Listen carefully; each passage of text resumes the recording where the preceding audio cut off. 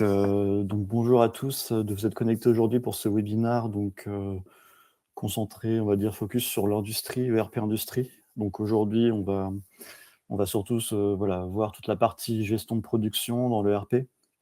Gestion de production, suivi de la production, on verra aussi la partie, stock, qualité, maintenance. Donc le focus est vraiment sur un flux de production. Donc, je commencerai rapidement par une petite présentation d'Accelor, par montrer quelques slides, puis on passera assez rapidement à la démonstration de l'outil. Le webinaire est enregistré, donc vous recevrez automatiquement un lien avec le replay à la fin du webinaire. Donc il n'y a pas de problème si vous devez vous déconnecter plus tôt, vous recevrez le lien par la suite. Vous avez aussi donc un onglet questions, si vous souhaitez poser des questions. Donc en règle générale, j'y réponds plutôt à la fin. Mais voilà, n'hésitez pas à les poser dans l'onglet questions, comme ça je pourrais les identifier assez facilement. Donc ce que je vous propose, c'est qu'on débute rapidement, voilà, pour les gens qui ne le connaissent pas, sur une présentation rapide d'Accelor. Et après, on pourra voir en démonstration l'ERP sur voilà, toute la partie industrie. Hop, donc voilà, Accelor. Donc pour les gens qui ne nous connaîtraient pas, donc nous sommes un éditeur français, un éditeur de solutions ERP. Donc la plateforme, elle a été créée en 2016. Voilà, on a eu une croissance assez régulière depuis ce moment-là. Donc on a une centaine de salariés, la plupart qui sont en France. On a fait une levée de fonds en 2022.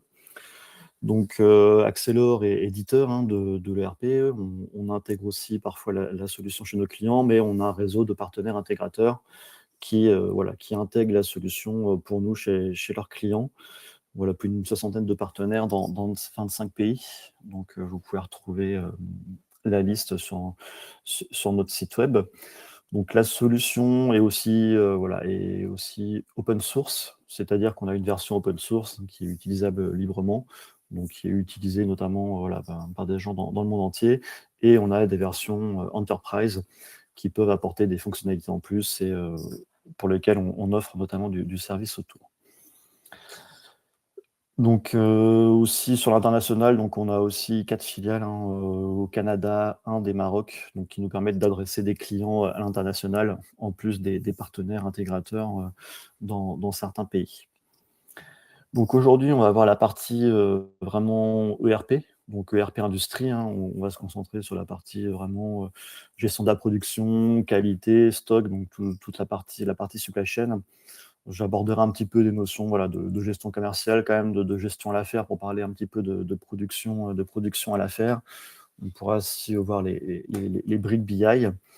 Et après, Accelor est basé sur une plateforme no-code, low-code qui permet de facilement personnaliser l'ERP avec la possibilité de modifier tous les formulaires, tous les écrans en no-code, d'en créer de nouveaux, avec aussi un BPM qui permet de modéliser des processus métiers dans l'ERP, de créer ses propres workflows, ses besoins, ou de modifier des workflows existants. Donc, on ne verra pas forcément ces briques-là aujourd'hui, je pourrais peut-être en parler un petit peu rapidement à la fin, mais voilà, on a parfois des webinaires dédiés sur ces sujets-là, mais en gros, ça permet de personnaliser assez facilement l'ERP.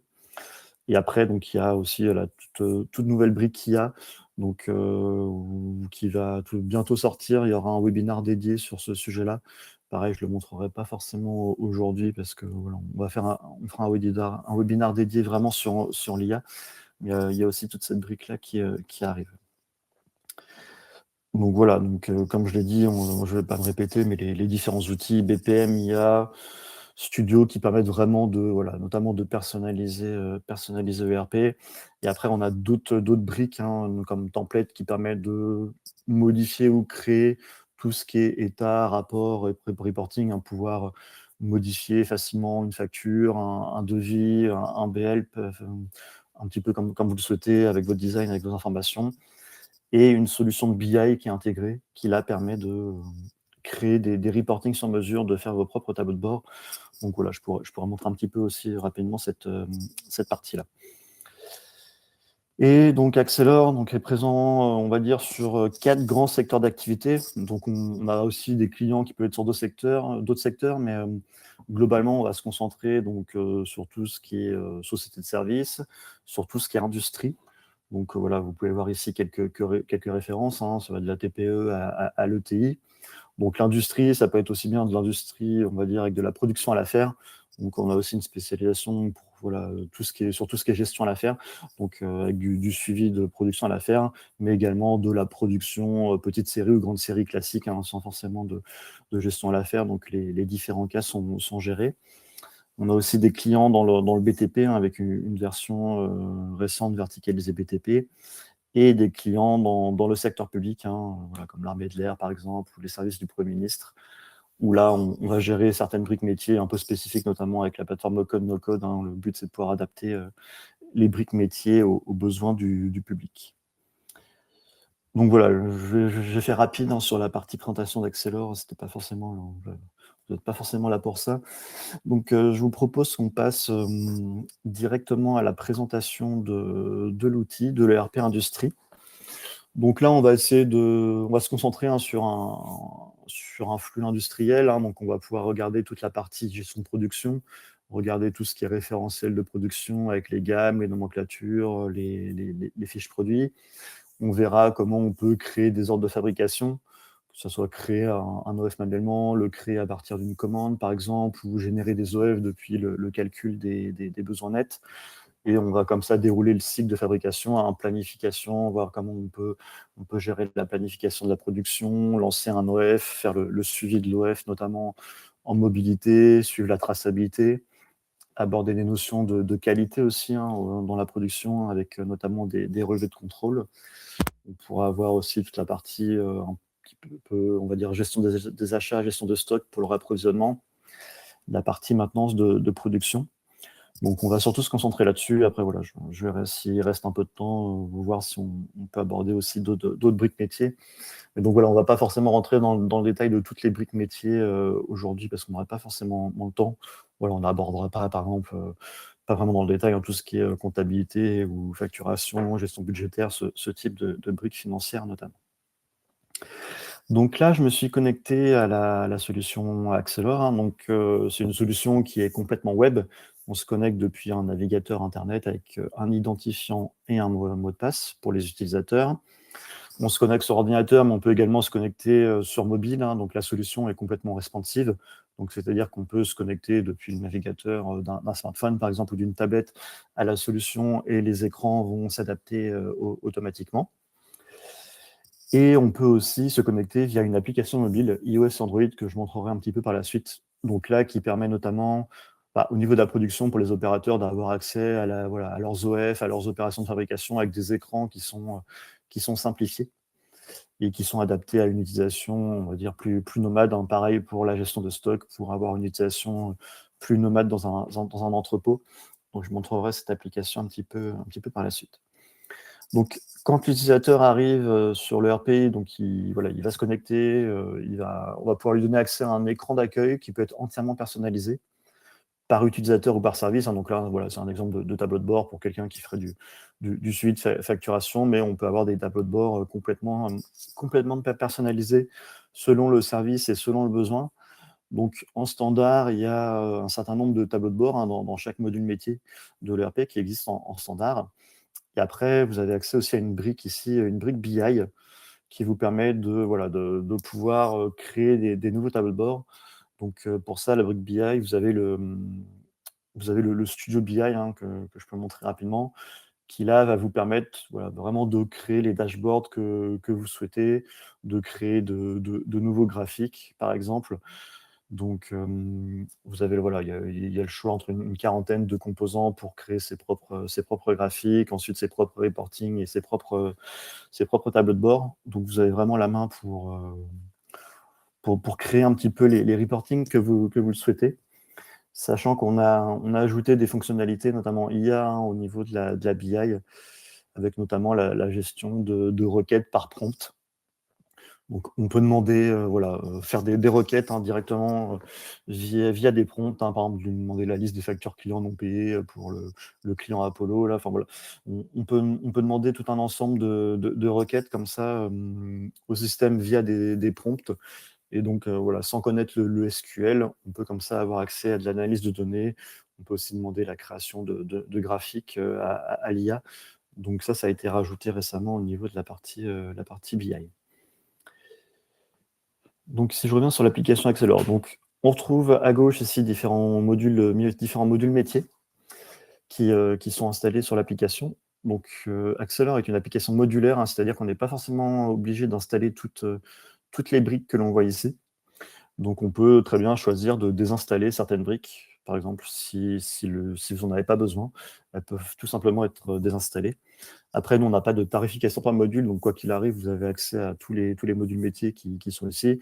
Et voilà, il est tout à fait possible de commencer sur un périmètre métier restreint et d'activer de nouvelles briques par la suite. On a bien sûr ensuite une gestion des règles de droit et des permissions pour donner accès qu'à certains modules ou qu'à certaines entrées de menu aux différents utilisateurs. Donc là, je suis connecté en tant qu'admin, donc là, j'ai accès à tout ce qui est installé. Mais bien sûr, vous pouvez donner des accès, configurer des accès spécifiques à certaines entrées de menu. Quelqu'un en charge de la production, par exemple, pourra peut-être voir que module production, éventuellement module stock, mais n'aura pas forcément accès aux autres briques métiers. On peut donner aussi des accès particuliers qu'à certaines entrées de menu, dire que certains profils peuvent avoir accès aux nomenclatures, d'autres non. On peut aller jusqu'au niveau d'un champ sur un formulaire aussi, par exemple, pour dire sur une nomenclature, peut-être que voilà, certains profils n'ont pas accès à toutes les données, vous pouvez cacher certaines données pour certains profils. Vous pouvez aussi donner des droits en écriture ou pas sur les données. Certaines personnes auront peut-être accès qu'en lecture seule à certaines données, tandis que d'autres pourront les modifier. Pareil pour les workflows de validation, ça permet voilà, on peut aussi donner des règles pour savoir qui a le droit de valider ou pas.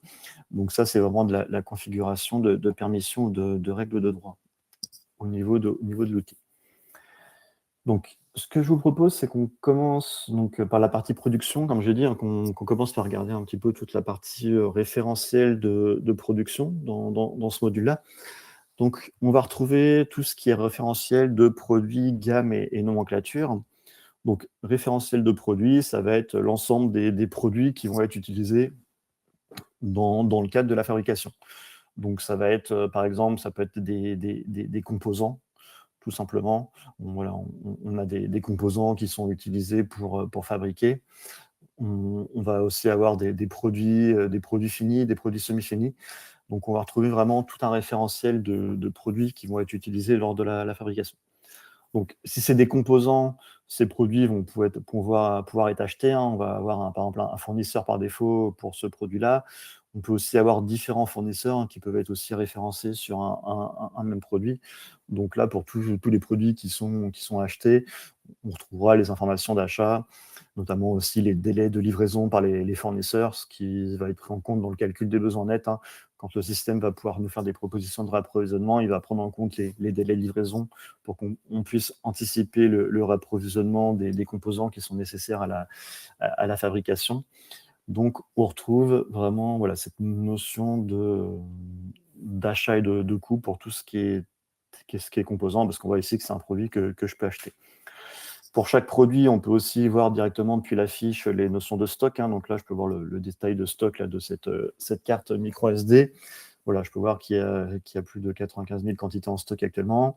Les quantités futures vont se baser sur les mouvements de stock qui sont prévus ou les consommations qui sont prévues. Donc là, le système sait que voilà, il y a des quantités de ce composant-là qui vont sortir, parce qu'il y en a 1000 ici qui sont voilà, en train d'être consommés sur un OF qui est lancé. Donc voilà, c'est pour ça qu'il y a une quantité future qui est inférieure à la quantité réelle, parce que le système sait qu'il y a 1000 quantités ici de ce composant-là qui vont être consommés sur un OF. On peut cliquer si on le souhaite pour voir le détail, c'est l'OF ici, voilà, 0,32, on voit qu'il est planifié, et je peux voir le détail qui est prévu, qu'il y a 1000 quantités prévues pour cet OF. Je peux aussi voir l'emplacement de stock du produit, hein, savoir où est stocké ce produit-là. Donc la solution est multi-emplacement de stock. Donc là, on peut voir que le produit est stocké dans l'entrepôt principal, mais on pourrait très bien avoir une liste de plusieurs emplacements avec voilà, la liste des différents emplacements où est stocké ce produit. Donc ça, c'est vraiment le référentiel de produits, hein, qui vont être utilisés lors de la fabrication et notamment de composants. On peut aussi faire du suivi avec des notions de QR code, hein, ou de code barre, hein, donc pour avoir après des notions de traçabilité qu'on pourra aborder. Et donc après, donc on a nos composants et après on a tout ce qui est produits finis et semi-finis. Et donc ça, c'est des produits pour lesquels que l'on va fabriquer et pour lesquels on va gérer des notions de nomenclature et de gamme. Donc on retrouve les nomenclatures dans l'outil, hein, notamment les nomenclatures donc générales ou personnalisées. Donc on peut avoir des nomenclatures de base et après des nomenclatures personnalisées si on a différentes options ou variantes d'un produit. Donc, si je prends un exemple de nomenclature, donc là, voilà, je vais arriver sur une nomenclature. Donc, les nomenclatures, on va avoir des notions de statut, hein, c'est-à-dire qu'une nomenclature va devoir être applicable pour qu'elle puisse être utilisée en production, mais on va d'abord pouvoir la créer au statut brouillon, notamment par exemple par le bureau d'études, et ensuite elle va pouvoir être, une fois qu'elle va pouvoir être validée, une fois qu'elle est validée, on pourra la rendre applicable pour qu'elle soit utilisée en production. Donc voilà, ça c'est un workflow standard, mais notamment avec la notion de BPM, on pourrait, si on le souhaiterait, rajouter des étapes supplémentaires ou des règles de validation pour les nomenclatures. Donc les nomenclatures peuvent être créées manuellement dans l'outil, elles peuvent également être importées, hein, on peut faire de l'import de nomenclature via des fichiers. Donc voilà, ça peut être importé aussi directement dans l'outil. Donc sur ma nomenclature, je vais retrouver donc l'ensemble de mes composants. Donc là, il me met que j'ai 15 composants dans cette nomenclature. Donc je peux ouvrir ça en vue arbre, hein. Et donc là, je peux voir que notamment, j'ai une arborescence de nomenclature parce que pour fabriquer ce meuble ici, je vais avoir plusieurs semi-finis qui ont eux-mêmes des composants. Donc voilà, je peux vraiment avoir comme ça une arborescence à vraiment plusieurs niveaux, il n'y a pas forcément de limite. Donc on peut gérer des nomenclatures complexes. La solution gère bien sûr différentes unités, hein. On peut voir ici qu'il y a des mètres linéaires, des mètres cubes. Donc on peut comme ça gérer différentes unités selon les composants. Il y a des conversions d'unités, hein, aussi qui permettent de convertir automatiquement d'une unité à l'autre. On peut gérer comme ça plusieurs unités même pour un même produit, hein, indiquer que on va peut-être, par exemple, acheter un produit à la tonne, mais qui va être stocké ou il va être ensuite utilisé dans la nomenclature au kilo, par exemple. Donc, on va avoir des conversions automatiques comme ça qui existent. Donc voilà, donc là, je retrouve vraiment l'arborescence de ma nomenclature. Et donc après, j'ai aussi notamment une feuille de coût, hein, qui me permet de pouvoir avoir le détail théorique de mon produit en prenant en compte voilà, tous mes composants et aussi tout ce qui est gamme de fabrication avec les différentes étapes de fabrication. Donc voilà, ça c'est une feuille de coût théorique pour la fabrication de mon produit. Donc la nomenclature va être rattachée à ce qu'on appelle une gamme de fabrication. Donc là, on va retrouver nos différentes gammes de fabrication. Donc là, pareil, hein, donc les gammes, hein, ça va être les différentes étapes qui vont servir à fabriquer le produit. Donc si je regarde les étapes ici pour ce produit-là, on va avoir voilà, différentes étapes qui vont être suivies avec pour chaque étape un poste de charge associé, hein, une étape préparation, une étape découpe panneau, perçage, rainure, plaquage. Donc un poste de charge peut être constitué de machines, de ressources humaines ou des deux. Donc là, voilà, j'ai un poste de charge découpe panneau qui est un type de poste de charge homme et machine. Donc voilà, j'ai une machine qui va être utilisée, par exemple une scie. Je vais pouvoir paramétrer pour chaque machine les capacités, hein, donc la durée du cycle pour cette phase-là sur la machine, 15 minutes ici par exemple. Je vais pouvoir indiquer est-ce qu'il y a besoin d'un temps de démarrage pour cette machine-là, est-ce qu'il y a besoin d'un temps de pause par exemple entre deux cycles, un temps de clôture ou un temps interopération. Donc voilà, je peux vraiment configurer finement, on va dire, le détail de mon suivi de production. Je peux paramétrer aussi les coûts, hein, pour chaque pour chaque machine, hein. Donc ça peut être il y a plusieurs types de coûts possibles, hein. Ça peut être par pièce fabriquée, par heure, par cycle, par exemple. Je peux indiquer aussi, voilà, est-ce que je valorise plutôt un coût théorique fixe, ou est-ce que c'est plutôt une valorisation au réel pour chaque opération. Et je vais pouvoir indiquer aussi sur mon poste de charge, voilà, ici, donc il y a une ressource humaine aussi qui va intervenir sur cette opération, par exemple, qui va aussi intervenir 15 minutes. Donc, pour les ressources humaines, pareil, hein, ça peut être, je peux indiquer une ressource un petit peu générale ou une personne en particulier, et indiquer, voilà, est-ce qu'il y a des compétences aussi requises pour cette opération-là. Et donc là, ça va être lié notamment à la gestion des compétences, hein, que l'on retrouvera notamment dans le module RH, où on peut gérer des employés pour lesquels on peut suivre différentes compétences. Donc voilà, ça va s'appuyer là-dessus pour savoir est-ce qu'on a tel ou tel employé qui ont les compétences requises. Sachant que les compétences peuvent aussi avoir des notions de fin, notamment pendant que c'est des certifications. On va pouvoir aussi suivre des dates de début et des dates de fin de certification pour les compétences, savoir si elles doivent être renouvelées ou pas. Donc, sur ma gamme, ici, je vais retrouver mes différentes opérations. La solution peut aussi gérer de la sous-traitance, hein, c'est-à-dire qu'on peut indiquer est-ce que des opérations sont sous-traitables ou pas. Donc, ça peut être certaines opérations qui peuvent être sous-traitées lors de la fabrication, ou ça peut être aussi complètement certains produits qui sont complètement sous-traités. Donc, dans ces cas-là, c'est toute la gamme de fabrication qui est sous-traitée. Mais donc voilà, on peut avoir aussi ces notions de sous-traitance qui sont indiquées. Bon, après, il y a d'autres options, je ne vais pas forcément rentrer dans tous les détails, mais voilà, on peut retrouver ces options-là. Donc voilà, donc ça, c'est vraiment la partie référentielle de produits, de nomenclature et de gamme, hein, sur lequel on va s'appuyer pour ensuite pouvoir suivre et gérer notre production. Donc maintenant qu'on a vu cette partie-là, on va pouvoir regarder, voilà, un petit peu plus en détail toute la partie gestion de la production, création et planification des ordres de fabrication. Donc, on va retrouver dans l'outil la notion d'ordre de fabrication. Donc là, voilà, ça va être un petit peu la liste de nos différents OF. Donc, il y a plusieurs possibilités, hein, plusieurs moyens de créer des ordres de fabrication. On peut créer manuellement des ordres de fabrication pour dire, je viens créer un nouvel OF. Typiquement, voilà, je vais prendre mon produit ici, Clorec, là, ici, j'écris un OF manuellement pour, par exemple, ici, deux quantités. Il me dit que pour 2 quantités, il y a des produits qui sont manquants, là, typiquement. J'avais de quoi produire une quantité, mais voilà, pas forcément 2. Là, si je veux en produire 2, il y a des produits qui manquent, hein, le pare-choc inox et l'emballage. Donc, je vais remplir les opérations, et donc là, voilà, il va récupérer les opérations de la gamme et m'indiquer qu'il y a différentes opérations qui sont prévues pour cet OF-là. Donc là, il est au statut brouillon, et donc par la suite, je pourrais venir planifier cet OF. Donc ça, c'est un mode de création manuelle des ordres de fabrication. Je viens manuellement créer mon OF. Une autre possibilité est de créer des ordres de fabrication depuis des commandes clients. Donc, il y a le module vente, hein, bien sûr, dans l'outil, qui permet de suivre le référentiel client, d'avoir le catalogue de produits, de services.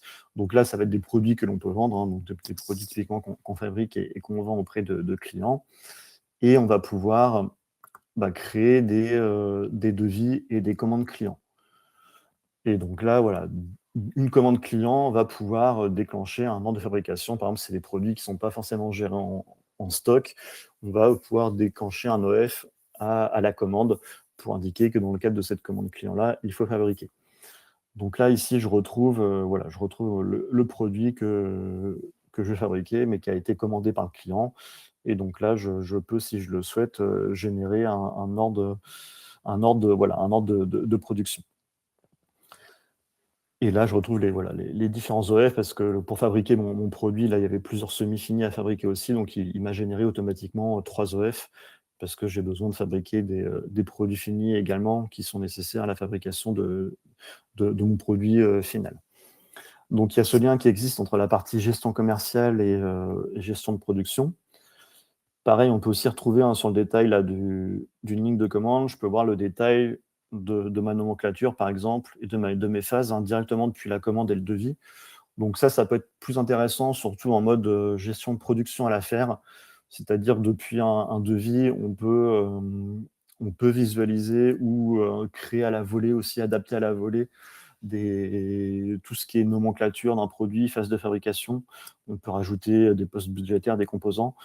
Donc là, c'est plus en mode gestion à l'affaire, on va dire, avec un bureau d'études qui interviendrait, qui peut, dès la phase de devis, faire, voilà, on va dire, une cotation sur mesure, et si c'est des produits sur mesure, voilà, proposer une nomenclature et une gamme sur mesure. Donc on peut retrouver voilà, ce détail-là depuis la commande. Et en fait, ça, c'est intéressant dans le cadre de la gestion à l'affaire. C'est-à-dire qu'on peut générer une affaire dans le cadre de cette commande. Et donc là, on va vraiment faire un suivi de notre fabrication à l'affaire. On va retrouver notre affaire, on va retrouver donc le dossier technique de l'affaire avec le détail de ce qui a été commandé. Et là, donc là, pareil, sur chaque affaire, pouvoir voir peut-être la nomenclature personnalisée, la gamme de fabrication personnalisée selon les besoins du client. Donc on va centraliser ça au niveau de l'affaire. Et après, sur l'affaire, on va pouvoir rattacher tous les éléments qui sont liés à cette fabrication à l'affaire, c'est-à-dire tous les ordres de fabrication. Donc, on pourra voir, voilà, s'il y a voilà, il y a un ordre de fabrication ici qui est lié à cette affaire. On va pouvoir rattacher donc des commandes d'achat. Éventuellement, si on a dû faire appel à des sous-traitants, par exemple, ou acheter des composants, on peut les rattacher sur l'affaire. Pareil, on peut voir ce qui avait été vendu dans le cadre de cette affaire-là, les différents produits qui ont été vendus. Donc, voilà, on peut voir est-ce qu'ils ont été livrés ou pas aux clients. Donc là, dans le cadre de la production à l'affaire, le but, c'est vraiment de centraliser tous les éléments liés à une affaire pour à la fin pouvoir en sortir des reportings financiers, notamment, à savoir voilà, quel chiffre d'affaires on a fait sur cette affaire-là, quels ont été les coûts. Donc, on vient tracer les coûts d'achat de composants, les coûts de fabrication, les coûts en temps passé aussi, notamment par le bureau d'études. Donc, la gestion à l'affaire permet aussi de faire du suivi de tâches, notamment pour le bureau d'études, du suivi peut-être de tâches d'installation, si on doit venir, si c'est par exemple une machine qu'on doit l'installer chez un client. Donc, les temps peuvent être déclarés. Donc, l'intérêt de l'affaire, là, c'est vraiment pour faire un suivi de fabrication à l'affaire quand on fabrique des produits sur mesure. Donc voilà, donc là, c'est un autre moyen aussi de créer des OF, c'est de partir d'une commande client et de générer un ordre de fabrication depuis cette commande pour faire de la fabrication sur mesure. Une autre possibilité que je ne vais pas forcément montrer là, c'est qu'on a aussi un configurateur de produit qui permet depuis un devis de créer un produit configuré selon les besoins du client. Donc là, c'est différent de la gestion à l'affaire. La gestion à l'affaire, c'est vraiment quand on va créer des produits sur mesure assez complexes, avec un bureau d'études qu'on va passer par la gestion à l'affaire. Le configurateur de produits, c'est plus pour des produits, on va dire, personnalisés, avec par exemple des variantes de couleurs, de taille, des différentes. Voilà, si on, par exemple, on est dans de la découpe découpe d'acier, selon ce que veut le client, est-ce qu'il veut une barre de telle ou telle taille, de tel ou tel type. Donc là, ça va être plutôt des produits qui vont avoir certaines caractéristiques.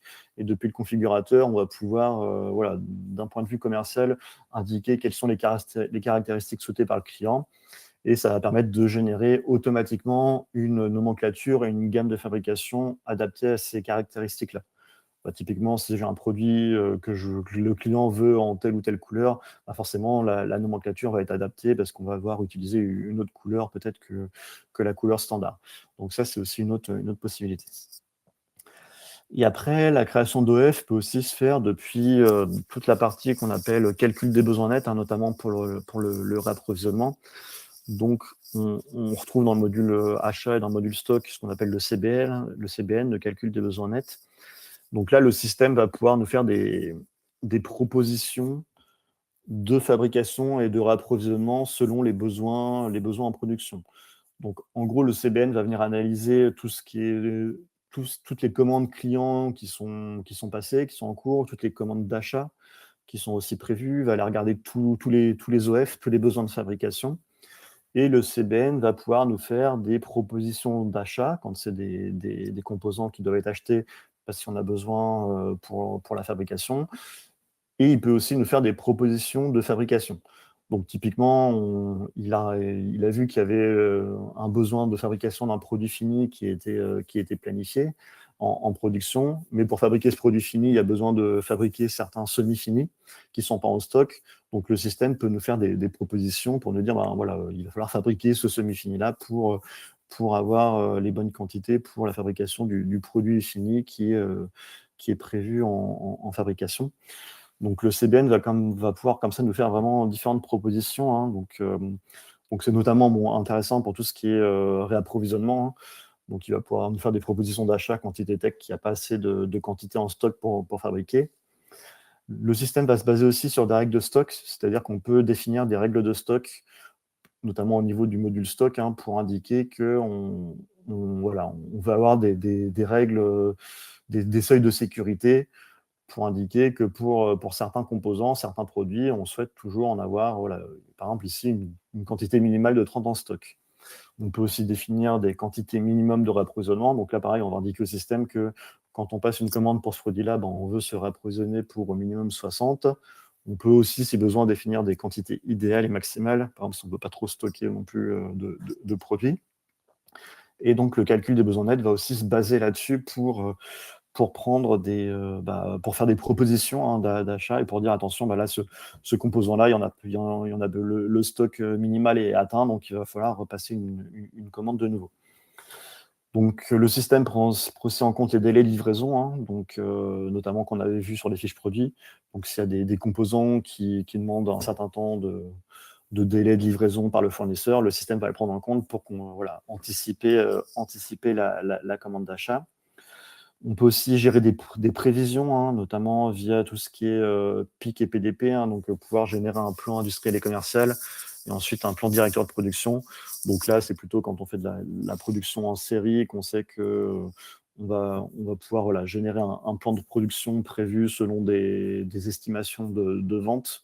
Donc voilà, là, le système peut aussi prendre ce type de prévision en compte pour nous faire des propositions pour dire, pour être sûr d'avoir X quantité en stock de produits à vendre sur telle ou telle période, il va falloir commencer la production, par exemple, à telle date, pour être sûr de pouvoir fabriquer les bonnes quantités pour la bonne date. Donc voilà, le CBN va vraiment venir absorber tous ces éléments-là pour nous faire des propositions d'achat ou de fabrication. Et donc après, voilà, vous pouvez générer les propositions directement depuis ici, hein, et donc là, ça va créer soit des commandes d'achat, soit on peut aussi créer des appels d'offres, hein, si on veut faire appel voilà, générer des appels d'offres auprès de plusieurs fournisseurs, ou aussi créer des OF s'il y a besoin de fabriquer un produit.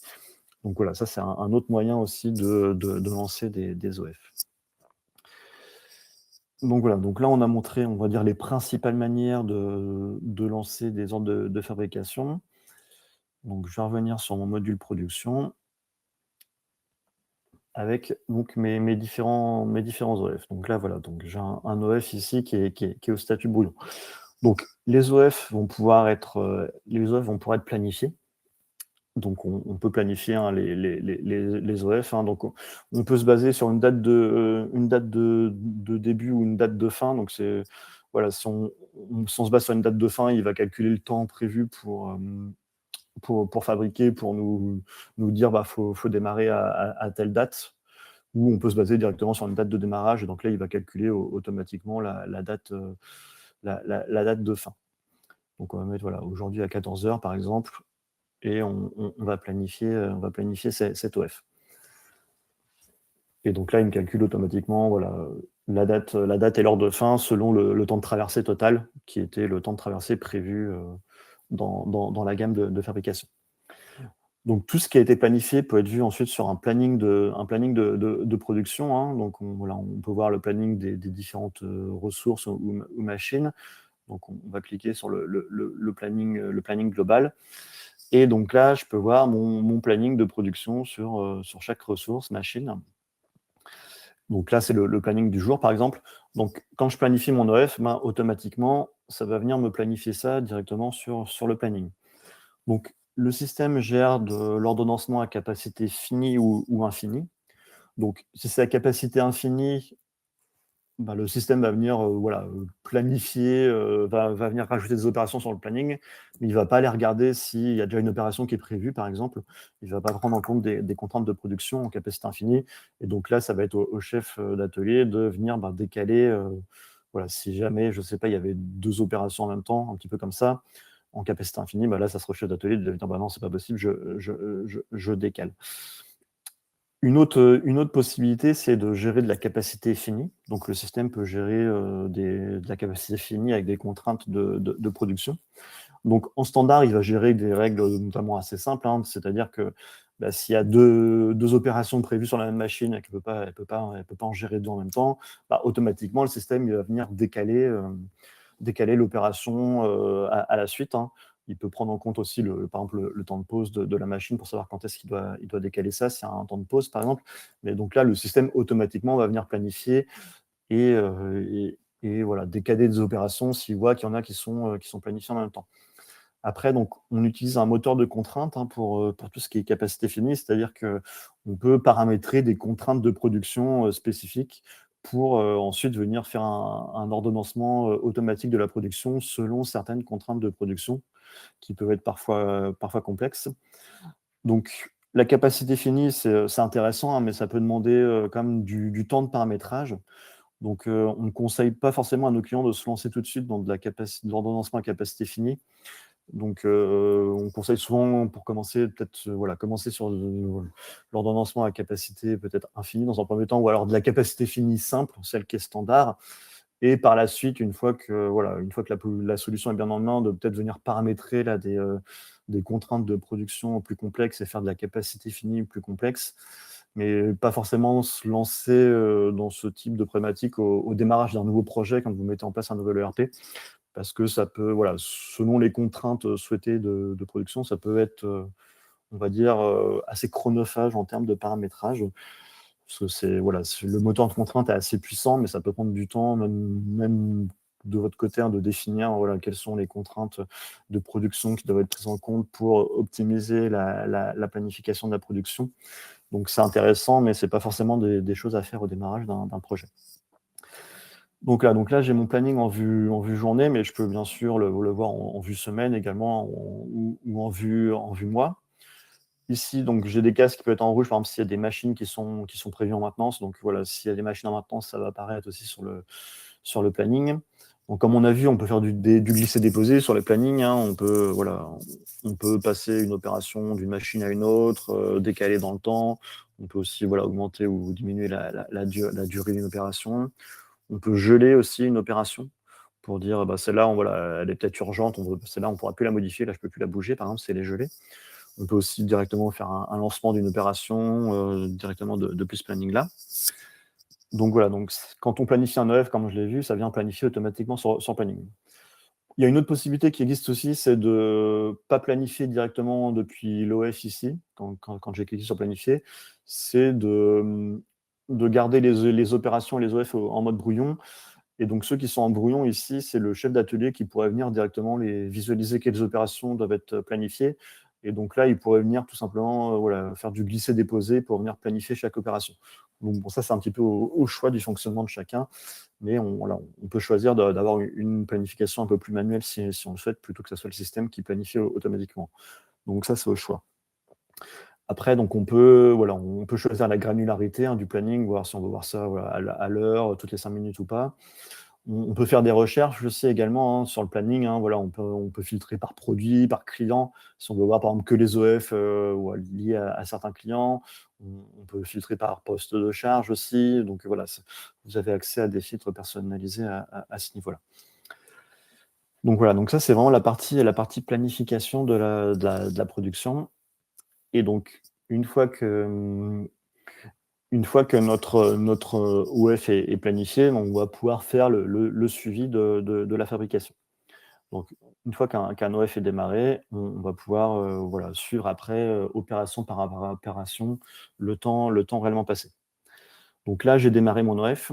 Donc, on peut démarrer des OF, hein, même si tous les produits ne sont pas en stock encore, hein. Donc là, typiquement, on avait vu qu'il manquait des produits ici qui n'étaient pas actuellement en stock. Ça n'empêche pas de démarrer un OF, hein, pour pouvoir commencer si besoin. Donc, L'OF est maintenant lancé, donc eux, voilà, on va pouvoir faire le suivi de l'OF donc directement depuis ici, hein, c'est-à-dire pouvoir dire, voilà, je lance une opération, par exemple, je clique ici sur lancer, cette opération est en cours, on enregistre à quelle heure elle a démarré, et on peut venir mettre pause ou terminer l'opération, et ça viendra traquer les temps réellement passés. Donc, il y a l'application mobile derrière aussi qui permet notamment aux opérateurs de faire ce suivi de production directement en mobilité. Donc, je peux vous montrer voilà, un petit peu l'application mobile. Donc, bon, là, je suis sur un environnement de test, hein, donc j'ai un petit bandeau environnement de test, mais voilà, ce n'est pas le cas quand on est sur une instance de production, on ne voit pas ce petit bandeau rouge-là. Donc, l'application mobile, on retrouve différents modules métiers. Donc là, pareil, je suis admin, j'ai accès à tout, mais les utilisateurs n'ont pas forcément accès à toutes les applications sur la partie mobilité. Et donc, sur la partie production, les opérateurs peuvent voir les différents ordres de fabrication sur lesquels ils sont actuellement. Ils peuvent filtrer par exemple, ceux qui sont planifiés, ceux qui sont simplement ceux qui sont en cours, par exemple. Donc voilà, ils peuvent voir ces éléments-là. Ils peuvent faire des recherches par référence, par produit, par numéro de série aussi. Ils peuvent venir scanner aussi un numéro pour rechercher. Et donc là, ils vont pouvoir voir leurs différents OF avec les différentes phases de fabrication sur lesquelles ils sont actuellement. Donc, ou qu'ils ont à faire. Donc là, voilà, ils peuvent voir qu'il y a une phase découpe panneau voilà, qui est prévue. Donc là, pareil, hein, ils peuvent lancer l'opération, la mettre en pause, l'arrêter. Donc ça va venir à chaque fois traquer les temps de production hein, ça va être pris aussi notamment en compte dans les coûts de fabrication.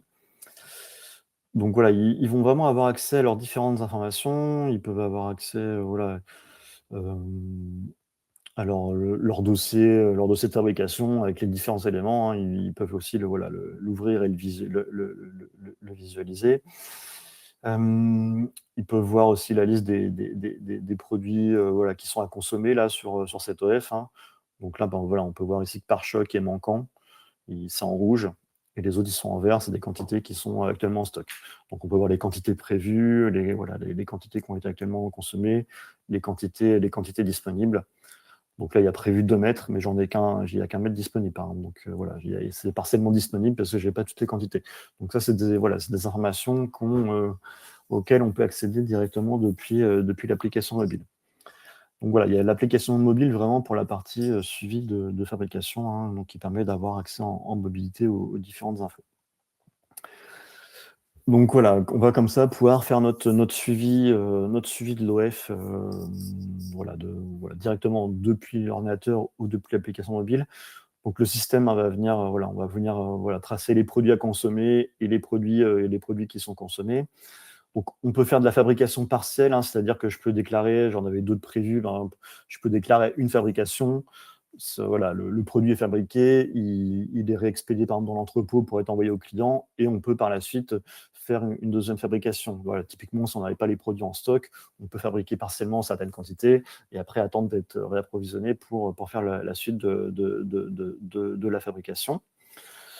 On peut faire de la fabrication voilà, multiniveau, hein, comme on l'a vu, s'il y a des semi-finis qui doivent être fabriqués dans le cadre de cet OF-là, on aura une notion d'OF par an avec des ordres de fabrication enfants. Et donc à la fin, on va venir fabriquer des produits finis. Hein. Donc là, voilà, j'ai 2 quantités à fabriquer et je pourrais venir déclarer les quantités fabriquées. Donc il y a des notions de traçabilité qui existent. Hein. Donc on peut faire du suivi de traçabilité, de numéro de suivi. Donc bon, là, j'en ai pas configuré un forcément sur ce produit-là, mais on peut venir soit sélectionner manuellement un numéro de lot pour chaque fabrication, soit automatiquement, le système va venir attribuer un numéro de lot, hein, selon, voilà, vous pouvez définir par une séquence voilà, un numéro de lot qui est attribué à chaque fabrication. Donc dans ces cas-là, dès que des produits finis sont fabriqués, automatiquement, ça vient leur appliquer une notion de traçabilité avec un numéro de lot. Pareil, on retrouve cette notion de traçabilité hein, sur tous les produits qui sont achetés auprès de fournisseurs. Hein. Donc, pareil, on peut, quand on réceptionne des produits des fournisseurs, venir enregistrer un numéro de suivi, un numéro de lot. Le but, hein, c'est après de pouvoir retracer toute la traçabilité des produits. Hein. Donc, notamment ici, on a une notion de recherche par numéro de suivi. Donc ça permet de venir rechercher, alors j'ai peut-être un exemple ici. Serveur classique, je pense. Donc voilà, je peux venir rechercher un numéro de suivi, hein, donc un numéro de lot, et le système va aller regarder, pour ce produit-là, les différents éléments, il va aller venir retracer les différents éléments qui sont liés à ce numéro de lot. Donc ça peut être des mouvements de stock, hein, donc voilà, des expéditions clients, savoir qu'on a expédié ce produit au client. Si c'est un composant, savoir voilà, qu'il a été réceptionné de tel ou tel fournisseur par tel ou tel mouvement de stock. Ça peut être aussi des ordres de fabrication, c'est un produit qui a été fabriqué, on peut voir dans quel emplacement il est à tel ou tel moment. Voilà, donc on retrouve cette notion de traçabilité, hein, à la fois des produits qu'on fabrique, mais aussi de tous les composants qui sont utilisés. Et donc voilà, donc une fois que voilà, quand notre produit est terminé, on pourra voilà, quand tout est fabriqué, on pourra cliquer sur terminer pour terminer complètement l'OF ou terminer partiellement, comme j'ai dit, si on veut faire de la fabrication partielle.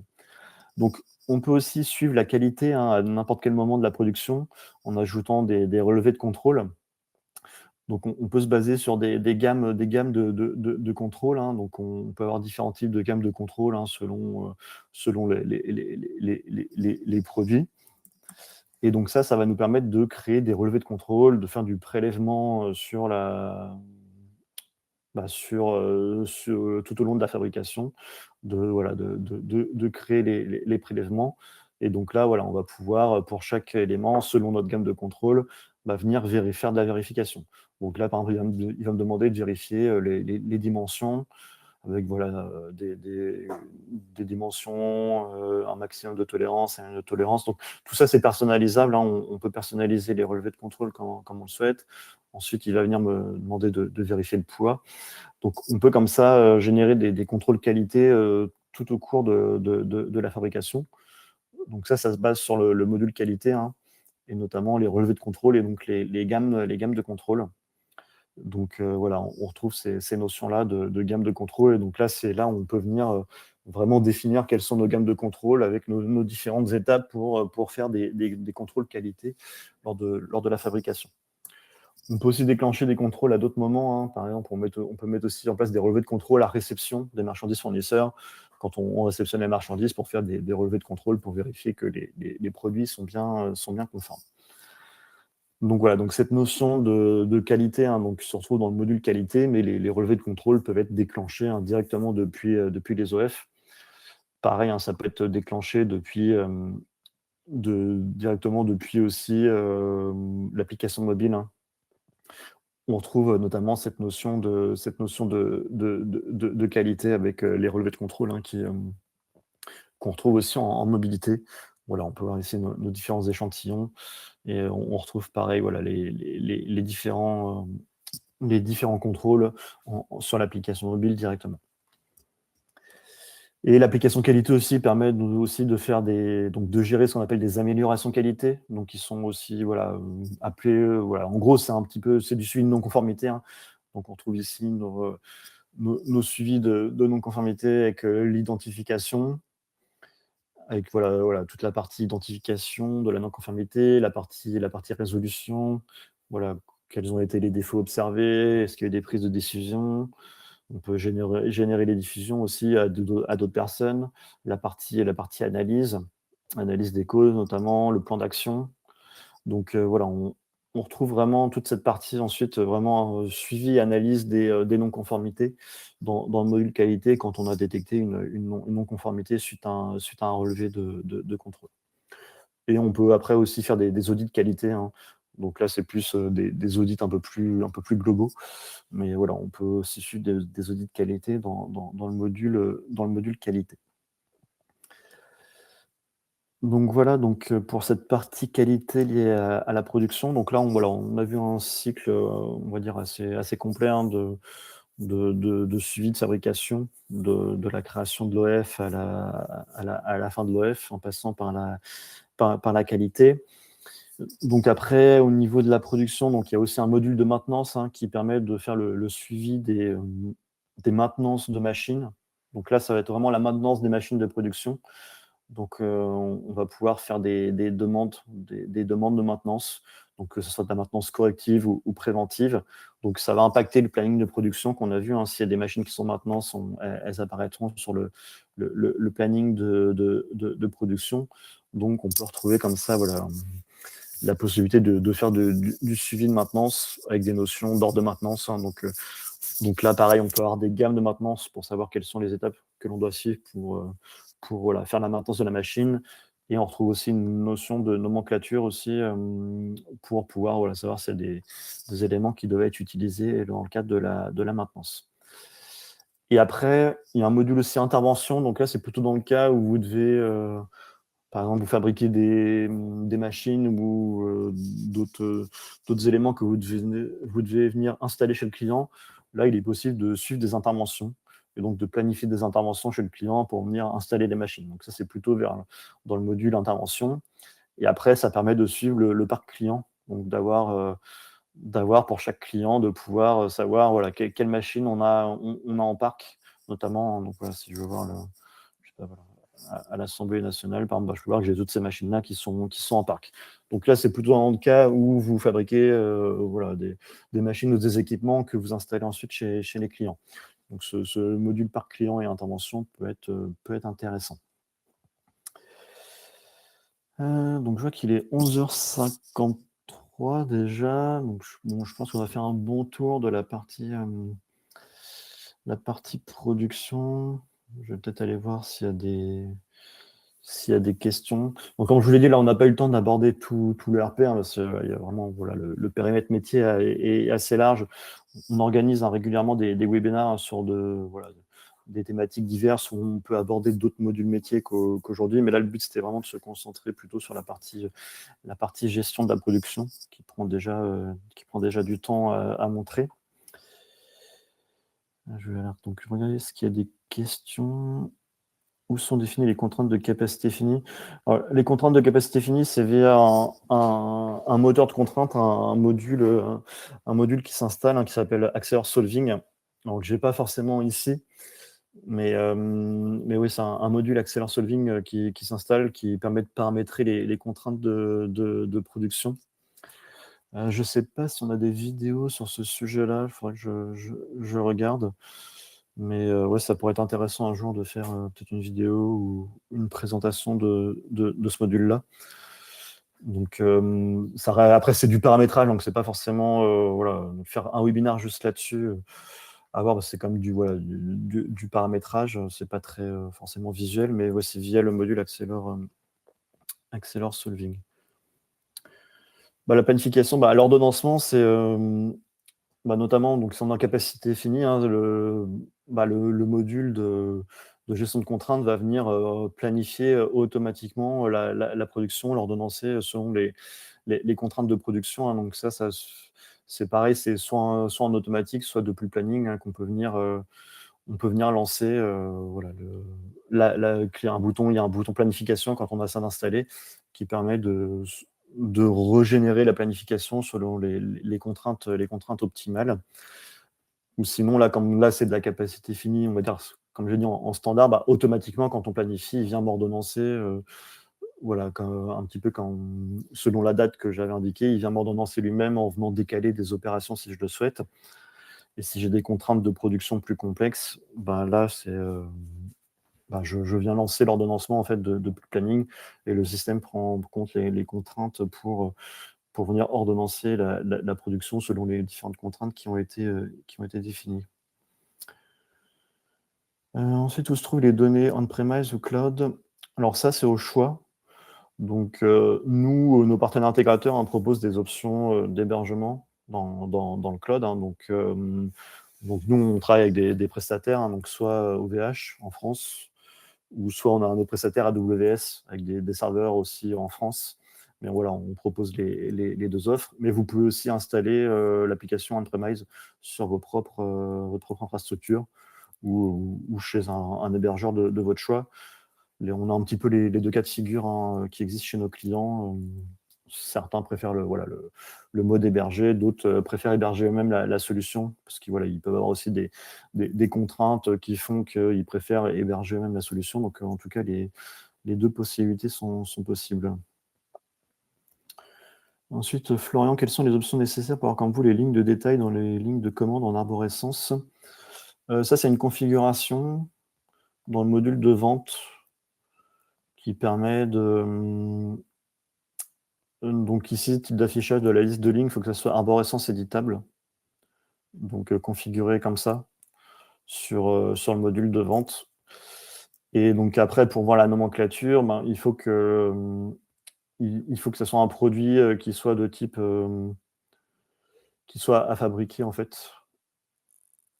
Ici, dans la configuration, il faut que ça soit le mode d'approvisionnement, il faut que ça soit produire. Et dans ces cas-là, il nous récupère la nomenclature et la gamme du produit et elle apparaît sur la ligne, sur la ligne de devis en fait. J'ai qu'il y a une autre gestion, et oui, une gestion des indices de révision. Donc sur les, on peut avoir sur les nomenclatures une notion de ce qu'on repère, hein, qui est, en gros, qui est un indice. Après, il n'y a pas forcément, au niveau des nomenclatures, notamment, on va surtout suivre des versions de nomenclature. Donc, créer des nouvelles versions avec des indices différents. Après, à voir en termes d'historisation ce que vous souhaitez comme suite d'indices de révision. Mais voilà, ça va plutôt se gérer à ce niveau-là. Qui contacter pour une démo plus personnalisée? Bah, contactez-nous directement. Vous allez sur... n'hésitez pas à aller sur notre site web, en fait. Et vous avez un formulaire de contact, hein, demander une démo, par exemple. Donc, n'hésitez pas... n'hésitez pas voilà, à faire une demande de démo directement depuis le formulaire du site web. Florian, est-ce qu'il existe un plan de charge machine ou collaborateur? Donc oui, plan de charge machine, donc il y a des reporting qui existent en plan de charge machine. Et après, collaborateur, il y a un module de planification qui permet de visualiser les plans de charge des collaborateurs. Où donc là, on peut voir, voilà, avoir accès à un plan de charge de collaborateurs, voilà, selon comment ils ont été, on va dire, ils ont été staffés. Donc en mode planification, enfin en mode gestion, voilà, de planification, mais aussi visualisation du plan de charge. Bah, il est midi. S'il n'y a pas d'autres questions, je vous propose qu'on arrête là pour aujourd'hui. Je vous remercie d'avoir assisté au webinaire. Donc, n'hésitez pas, hein, à nous contacter si vous voulez avoir des questions, avoir une démo plus personnalisée, hein, sur vos besoins. Là, c'était vraiment une démo générale. On parcourt assez vite les différents modules. On n'a pas forcément trop le temps de rentrer dans les détails. Donc il y aura des prochains webinaires, hein, qui seront planifiés, hein, dans les semaines et les mois qui viennent. Je n'ai pas forcément les prochains sujets en tête, mais je pense qu'il y aura notamment un webinaire sur toute la partie IA pour montrer les nouveautés IA, à mon avis, avant l'été. Et après, sûrement encore sur d'autres sujets. Donc merci à vous et bonne journée à tous.